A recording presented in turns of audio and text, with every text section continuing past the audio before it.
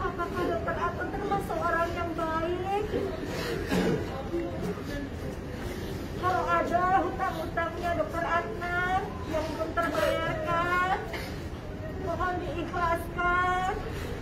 Buat yang tidak ikhlas silahkan menagih sama saya akan menyelesaikannya. Alhamdulillah, dokter Adnan sudah menyelesaikan amanahnya dari Allah sebagai hamba Allah dengan baik. Meninggal di usia 47 tahun pada hari Jumat pukul 17.45 dengan tidak meninggalkan wudhu dan sholat sama sekali. Meninggal dalam keadaan la ilaha illallah. Sebelum beliau diinkubasi, sebelum dia ditidurkan, dia masih meminta untuk sholat subuh.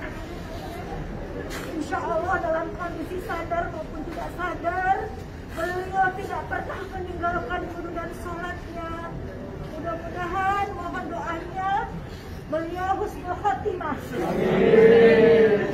Beliau termasuk golongan mujahid karena beliau meninggal dalam kondisi wabah seperti ini.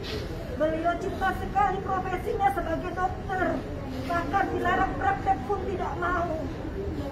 Mudah-mudahan beliau diberikan tempat yang terbaik di sisi Allah Subhanahu wa Ta'ala. Sekali lagi saya sebagai istrinya memohonkan maaf yang sebesar-besarnya kalau ada salahnya suami saya Dr. Adnan Ibrahim kepada Bapak Ibu sekalian ya. Terima kasih atas kehadirannya sebagai penghormatan terakhir kepada beliau mengantar ke pengistirahat terakhirnya. Terima kasih sekali lagi saya ucapkan. Sekali lagi saya memohonkan maaf yang sebesar-besarnya atas kesalahan semua suami saya Adnan Ibrahim. Terima kasih. Wassalamualaikum warahmatullahi wabarakatuh. Waalaikumsalam warahmatullahi wabarakatuh.